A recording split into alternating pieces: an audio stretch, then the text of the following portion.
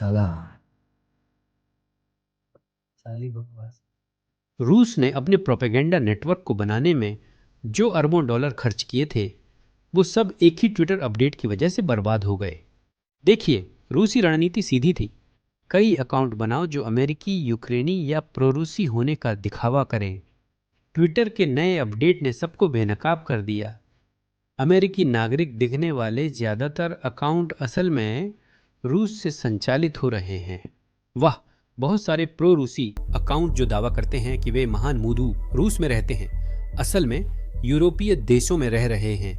इसका मतलब है कि ये अकाउंट्स नाटो को रूस के लिए खतरनाक बताते हैं, जबकि खुद नाटो की सुरक्षा में हैं। यह कहना सुरक्षित है कि रूस को शायद उन सैकड़ों अरब रूबल्स के बारे में फिर से सोचना पड़ेगा जो वे प्रचार पर खर्च कर रहे हैं। मैं आपको दिखाता हूं कि यह अपडेट वास्तव में कितना खराब है। पहला उदाहरण हमारे पास मैरी टाइल्स से है, जो टेक्सास की एक निर्माण कार्यकर्ता हैं और रूस से बिल्कुल भी नफरत नहीं करती। आखिरकार टेक्सास रूस से क्यों नफरत करेगा? हमारा राज्य की अर्थव्यवस्था पूरे रूस देश से बड़ी है। हालांकि एकमात्र समस्या यह है कि ऐसा लगता है कि यह खाता वास्तव में रूस से संचालित हो रहा है। अब उसकी ट्वीट का मतलब साफ है, क्योंकि रूस में लोगों के पास रूस से नफरत करने का विकल्प नहीं है। अगर वे ऐसा कुछ कहते हैं तो उन्हें सीधे गुलाग भेज दिया जाता है। आगे बढ़ते हैं। हमारे पास अन्ना इलासोवा हैं। वह एक रूसी सैनिक हैं जो मोर्चे पर रूस के लिए लड़ रही हैं और जीत की उम्मीद करती हैं। बस एक ही समस्या है, यूक्रेन के अंदर लड़ने के बजाय ऐसा लगता है कि वह आयरलैंड में लड़ रही हैं। मुझे लगता है कि उन्होंने गलत समझ लिया जब पुतिन ने कहा था कि कीव पर कब्जा करने के लिए यह 3 दिन का विशेष सैन्य अभियान है। मुझे लगता है कि उन्होंने डबलिन सुना और इसी वजह से वह बहुत दूर हैं। अब सबसे मजेदार उदाहरण ये रहा। हमारे पास व्लादिमीर पुतिन का एक समाचार खाता है जो हमें बता रहा है कि रूस समस्या नहीं है। मुख्यधारा मीडिया दशकों से अमेरिकियों से झूठ बोल रही है। आप जानते हैं, पुतिन कभी झूठ नहीं बोलते। तो जब मैंने ये ट्वीट देखा तो मैं थोड़ा चिंतित हो गया था। सौभाग्य से ऐसा लगता है कि यह खाता पाकिस्तान से संचालित होता है। तो शायद वो पाकिस्तानी मुख्यधारा की मीडिया की बात कर रहे हैं जो अमेरिकियों से झूठ बोल रही है। मुझे इसकी ज्यादा जानकारी नहीं, क्योंकि मैं पाकिस्तानी मीडिया नहीं देखता। लेकिन जो अमेरिकी पाकिस्तानी मुख्यधारा की मीडिया देख रहे हैं, उन्हें इसे गंभीरता से लेना चाहिए। लेकिन इसका मतलब ये नहीं कि मैं कंफ्यूज नहीं हूं, क्योंकि मैं नया समाचार स्रोत ढूंढ रहा था। अब जब हम स्पष्ट रूप से व्लादिमीर पुतिन न्यूज अकाउंट पर भरोसा नहीं कर सकते, तो मैंने ये रूसी आर्मी न्यूज अकाउंट ढूंढा। लेकिन इस न्यूज अकाउंट के मुताबिक पाकिस्तान एक आतंकवादी राज्य है। फिर मैंने अकाउंट की लोकेशन चेक की, जो भारत से ऑपरेट हो रहा है। उम्मीद है आप मेरी समस्या समझ रहे होंगे। ऐसा लगता है कि मुझे एक भी भरोसेमंद अकाउंट नहीं मिल रहा है जो असल में रूस से हो और मुझे मेरी भरोसेमंद रूसी खबरें दे सके। तो अगर आप लोगों को कोई ऐसे अकाउंट्स पता हो तो कृपया नीचे कमेंट्स में मुझे जरूर बताएं। लेकिन लगता है पुतिन को अपनी 140 अरब रूबल यानी 15 अरब डॉलर की प्रोपेगेंडा रणनीति पर दोबारा विचार करना पड़ सकता है। तो ये बिल्कुल भी कोई छोटी मोटी रकम नहीं है। खैर, मजाक छोड़े। इन अकाउंट्स के मालिक असल में रूसी सरकार नहीं है। मुझे यकीन है कि इनमें से कुछ अकाउंट्स जरूर हैं, लेकिन इनमें से कुछ अकाउंट्स तो अलग अलग देशों के आम लोग हैं जो रूसी प्रचार फैला रहे हैं। तो सवाल है, वे ऐसा क्यों कर रहे हैं? इसका जवाब खोजने के लिए पहले देखना होगा कि ये अकाउंट्स कहां से चल रहे हैं। कई अकाउंट्स जो रूस से नहीं हैं, वे असल में भारत, पाकिस्तान, बांग्लादेश, नाइजीरिया और अन्य अफ्रीकी और एशियाई देशों से चलाए जा रहे हैं। तो अगला कदम यह पता लगाना है कि इन देशों के लोग ऐसा क्यों कर रहे हैं, क्योंकि इसका जवाब सिर्फ पैसे जितना आसान नहीं है। अगर ये सिर्फ पैसों के लिए होता तो वे यही काम YouTube पर भी करते, और YouTube असल में ट्विटर से कहीं ज्यादा पैसे देता है। लेकिन बात यह है कि ट्विटर का इंसेंटिव बहुत खास है। करीब 1 साल पहले ट्विटर ने मोनेटाइजेशन प्रोग्राम शुरू किया था, जिससे ट्वीट करने वालों को पैसे मिलने लगे। लेकिन यह बहुत ज्यादा पैसे नहीं है। आप लगभग $8 से $9 प्रति मिलियन व्यूज, या जैसा कि ट्विटर पर इसे इंप्रेशंस कहते हैं, प्रति मिलियन इंप्रेशंस कमाते हैं। अब ट्विटर पर 1 मिलियन इंप्रेशंस पाना यूट्यूब या अन्य प्लेटफॉर्म्स की तुलना में आसान है। लेकिन इसका मतलब यह नहीं कि यह आसान है, यह फिर भी मुश्किल है। इतनी मेहनत के बाद भी आप मुश्किल से न्यूनतम वेतन कमा पाते हैं। इसी वजह से संयुक्त राज्य अमेरिका या यूरोप या ऑस्ट्रेलिया जैसे अन्य पश्चिमी देशों के बहुत से लोग ऐसे अकाउंट्स नहीं चला रहे हैं। इसका मतलब यह नहीं कि पश्चिम से कोई भी इसे नहीं चला रहा, पर बहुत लोग नहीं चला रहे। जहां प्रति मिलियन डॉलर 8 बहुत ज्यादा माने जाते हैं, वे देश भारत, पाकिस्तान, बांग्लादेश और नाइजीरिया हैं। और इसके अलावा इन लोगों के पास रूसी समर्थक दृष्टिकोण को बढ़ावा देने के लिए एक अतिरिक्त प्रोत्साहन भी है। इसका कारण यह है कि रूसी सरकार इसे चलाती है। सैकड़ों मिलियन बॉट्स खुद कुछ पोस्ट नहीं करते, सिर्फ जो चाहें अपवोट या डाउनवोट करते हैं। अगर आप रूसी समर्थक पोस्ट करें तो वे उसे अपवोट कर ज्यादा एंगेजमेंट देंगे। अगर आप यूक्रेन समर्थक, पश्चिम समर्थक या रूस विरोधी पोस्ट डालते हैं तो वे डाउनवोट करेंगे। इसका मतलब है कि इन विदेशी देशों के लोगों के पास एंगेजमेंट बढ़ाने का आसान तरीका है। वे एक रूस समर्थक टिप्पणी या रूस समर्थक खबर पोस्ट कर सकते हैं और फिर रूसी बॉट्स उसे अपवोट कर देंगे। उसे ज्यादा व्यूज मिलेंगे और असली लोगों को दिखेगा, जिससे वे ज्यादा पैसे कमाते हैं। यह निश्चित रूप से जटिल है, लेकिन विकृत प्रोत्साहन ही स्थिति पैदा कर रहा है। और जाहिर है रूस तो आग में घी डाल रहा है। अब ट्विटर का नया अपडेट निश्चित रूप से सही दिशा में एक कदम है। मुझे नहीं लगता कि यह समस्या पूरी तरह हल करता है। हम यहाँ संयुक्त राज्य अमेरिका में और यहाँ तक कि यूरोपीय देशों में भी गलत जानकारी फैलाकर बस जल्दी पैसे कमाने की कोशिश कर रहे हैं। यह सिर्फ अमेरिका की घरेलू राजनीति तक सीमित नहीं है। यही स्थिति यूरोपीय संघ, पोलैंड, रोमानिया, यूनाइटेड किंगडम और अन्य देशों में भी है। और यह एक बहुत बड़ी समस्या है। असल में अगर आप अभी ट्विटर पर लॉग इन करें तो आपको लगेगा कि अमेरिका में हर कोई यूक्रेन से नफरत करता है। अगर आप सिर्फ ट्विटर से खबरें लेते हैं तो ऐसा ही लगता है। लेकिन अगर आप अमेरिका से आ रहे सम्मानित सर्वेक्षणों को देखें तो आपको पता चलेगा कि दोनों पक्षों के लोग, रिपब्लिकन और डेमोक्रेट्स, अधिकांश मतदाता वास्तव में यूक्रेन का समर्थन करते हैं और अमेरिका द्वारा यूक्रेन की मदद करने का समर्थन करते हैं। अगर आप सिर्फ खबरें देख रहे हैं तो यह संदेश नहीं मिलेगा ट्विटर के लिए। इसका मतलब है कि यह एक बहुत बड़ी समस्या है और उम्मीद है कि ट्विटर इससे निपटने के लिए और नीतिगत बदलाव करेगा। अब जैसा कि मैंने पहले बताया था, पुतिन हर साल सिर्फ प्रचार पर लगभग 15 अरब डॉलर खर्च करते हैं। यह रूस के बजट का हिस्सा है और करीब 50 मिलियन डॉलर देश में खर्च होते हैं। पुतिन जैसे तानाशाहों को यह देखना पड़ता है कि उनके नागरिकों तक वह खबर न पहुंचे जो वे नहीं चाहते। वह नहीं चाहता कि रूसियों को उसकी 3 दिन की सैन्य कार्रवाई के बारे में पता चले, जो अब भी चल रही है।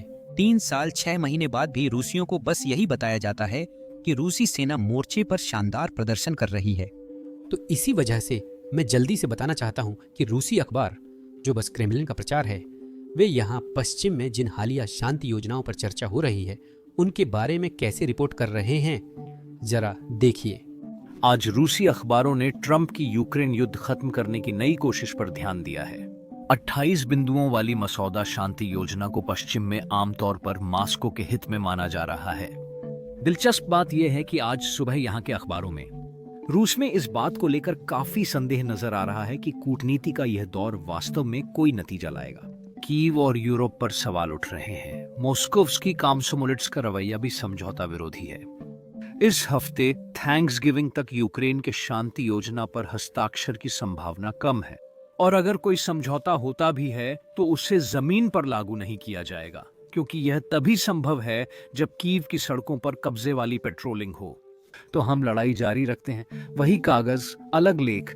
सबसे अधिक संभावना यही है कि यूरोपीय यूक्रेनी गिरोह ट्रंप की योजना को इस तरह से संशोधित करेगा कि वह रूस के लिए पूरी तरह से अस्वीकार्य हो जाए। तो कीव को शांति के लिए मजबूर करने के प्रयास जारी रहेंगे। कामसोवोल्स्काया प्राफ्टा में विदेश मामलों के विशेषज्ञ ज्यादा उम्मीद नहीं कर रहे। सच कहें तो हम पहले भी 3-4 बार यहाँ आ चुके हैं। हम यह कहकर शुरू करते हैं, यह अविश्वसनीय है।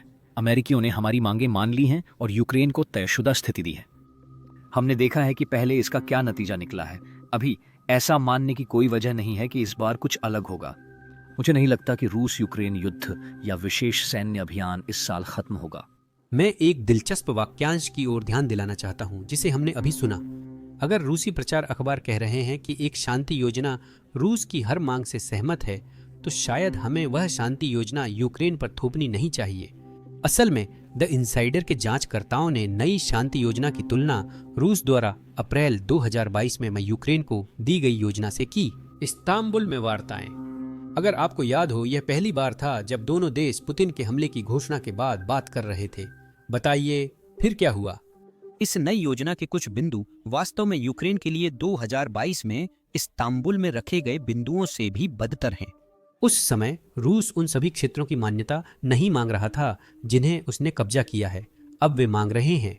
2022 में रूस सभी प्रतिबंध हटाने या G8 में लौटने या अमेरिका से दीर्घकालिक साझेदारी की मांग नहीं कर रहा था। अब वे मांग रहे हैं 2022 में। वे वह सारा पैसा नहीं मांग रहे थे जो यूरोप में यूरोपीय बैंकों में फंसा हुआ था, वह सारा रूसी संप्रभु धन। अब वे उस पैसे का 2/3 हिस्सा वापस मांग रहे हैं। इस नई योजना में जो एकमात्र चीज यूक्रेन के लिए फायदेमंद लगती है वह है यूक्रेनी सेना का आकार। तब रूस अड़ा था कि यूक्रेन की सेना में सिर्फ 80,000 सैनिक हों। अभी के लिए वे करीब 60,000 पर मान गए हैं, लेकिन ये योजना मजाक जैसी ही है। और सबसे हास्यास्पद बातों में से एक यह थी कि रूस ने मांग की थी कि अगर युद्ध विराम होता है तो कोई भी राजनयिक विमान कभी भी यूक्रेन में प्रवेश न करे। सिर्फ यह समझाने के लिए कि यह शर्त कितनी हास्यास्पद है। किसी शांति या आत्मसमर्पण समझौते में ऐसी शर्त कभी नहीं रही है। ऐसी स्थितियां रही हैं जहां किसी देश ने 1 या 2 साल के लिए अपने हवाई क्षेत्र में सैन्य विमानों के प्रवेश न करने पर सहमति दी है। हमारे पास ऐसा समझौता भी है जिसमें कहा गया आप उस देश से कोई विमान नहीं आने देंगे। हमारे पास ऐसी कोई शांति या आत्मसमर्पण योजना नहीं थी जिसमें देशों ने विमानों से विदेशी राजनयिकों के आगमन पर रोक लगाई हो। यह दिखाता है कि यह योजना कितनी हास्यास्पद है और मुझे यकीन नहीं हो रहा कि लोग इसे गंभीरता से ले रहे थे। असल में क्रेमलिन टीवी के अनुसार वे इस योजना को इस्तांबुल प्लस कहते हैं। उनके लिए यह वास्तव में उस योजना से भी बेहतर था जो रूस ने खुद इस्तांबुल में बनाई थी। सुनिए। तो ये हैं ट्रंप के 28 बिंदु जो जेलेंस्की को कुचल देंगे। यूक्रेनी सरकार के लिए अंतिम तारीख 27 नवंबर है। जेलेंस्की की हालत पर अब किसी को रश्क नहीं होगा। मुझे लगता है यूक्रेनियन उनसे पूछेंगे इतने सालों तक क्यों लड़े, अगर इस्तांबुल बस समझौता ही था। यानी 2022 में रूस की इस्तांबुल की मांगों के अलावा हमें इस्तांबुल प्लस मिला जिसमें क्षेत्रीय मांगें भी जोड़ दी गईं। असल में अगर हम रूस के विशेष सैन्य अभियान के घोषित लक्ष्यों और इस योजना में जो प्रस्तावित किया जा रहा है उन्हें देखें तो वे काफी हद तक मेल खाते हैं। जिसे हम जीत कहें उसे जीत कहा जा सकता है। ट्रंप लगातार चौंकाते हैं। मुझे लगता है कि जो पाठ आपने प्राप्त किया है उसमें पहले ही उल्लेख है कि वह पहले ही कह रहे हैं कि वे रूस पर प्रतिबंध लगा सकते हैं। लेकिन मैं उस पर ध्यान नहीं दूंगा क्योंकि डोनाल्ड ट्रंप को मजबूत दिखना और दोनों पर दबाव बनाना है। वैसे भी ध्यान दें, देखें कि लेविट ने कैसे एक शेरनी की तरह लड़ाई की। उन्होंने सचमुच कहा कि यह समझौता यूक्रेन के हितों को ध्यान में रखता है। असल में यह समझौता यूक्रेनी हितों को खास तौर पर ध्यान में नहीं रखता। लेकिन वे कहेंगे यह सभी के अनुकूल और निष्पक्ष है। पार्टियों के लिए और बिल्कुल, वे कहते हैं ट्रंप सबसे समझदार और निर्णायक साबित हुए। और आओ थैंक्स गिविंग पर हमें इसका धन्यवाद करना चाहिए। योजना हम ट्रंप के बारे में न देखते न सुनते हैं शब्दों को, लेकिन बल्कि उनके कर्मों को। और हाँ, मैं एक वाक्य कहना चाहता था सुरक्षा गारंटी के बारे में। यूक्रेन के लिए यह यूक्रेन के लिए सुरक्षा की एकमात्र असली गारंटी है कि वह अपनी रूस विरोधी नीति को छोड़ दे और रूस विरोधी बनने से इनकार कर दे। एक हथियारबंद रूस विरोधी यूक्रेन हमेशा खतरे में रहेगा। और न एक ट्रंप न 10 ट्रंप गारंटी दे सकते हैं, सिर्फ रूस विरोधी रुख छोड़ना ही गारंटी है। राष्ट्रपति डोनाल्ड ट्रंप ने समय सीमा की पुष्टि की और यूक्रेन से आत्मसमर्पण की मांग की। अब पिछले कुछ हफ्तों में हमारे कुछ वीडियो डिमोनेटाइज और प्रतिबंधित कर दिए गए हैं।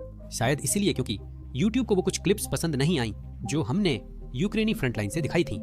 YouTube युद्ध क्लिप्स को विज्ञापन के लायक नहीं मानता, इसलिए वीडियो प्रतिबंधित कर देता है। इसी वजह से हमने अपना खुद का प्लेटफॉर्म बनाया, बेसिक्स इनसाइडर। हमने इसे शुरू से बनाया है, इसलिए हमारे पास कोई पाबंदी नहीं है। इस तरह हम आपको यूक्रेन में क्या हो रहा है और दुनिया भर में क्या हो रहा है उसकी बिना सेंसर की गई कवरेज दे सकते हैं। तो अगर आप ऐसे इंसान हैं जिन्हें ऐसी चीजों में दिलचस्पी है, अगर आप ऐसे इंसान हैं जो स्वतंत्र पत्रकारिता का समर्थन करना चाहते हैं, तो जरूर basics-insider.com पर जाकर हमारी वेबसाइट देखें। आप विवरण में दिए गए लिंक पर भी क्लिक कर सकते हैं या अपनी स्क्रीन पर दिख रहे QR कोड को स्कैन कर सकते हैं। जुड़कर आप वह कंटेंट देख सकते हैं जो हम YouTube पर अपलोड नहीं कर सकते। इसके अलावा आप हमारे चैनल को सपोर्ट करेंगे। धन्यवाद। मेरा नाम सैम है। अगले वीडियो में मिलूंगा।